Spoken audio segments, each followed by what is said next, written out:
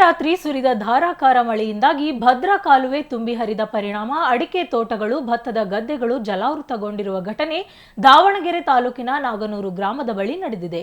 ಈಗಾಗಲೇ ಭದ್ರಾ ಜಲಾಶಯದಿಂದ ನಾಲೆಗೆ ನೀರು ಹರಿಸಲಾಗಿದ್ದು, ಇದರ ಜೊತೆಗೆ ಮಳೆಯ ನೀರು ಸೇರಿಕೊಂಡು ಭದ್ರಾ ನಾಲೆ ತುಂಬಿದೆ.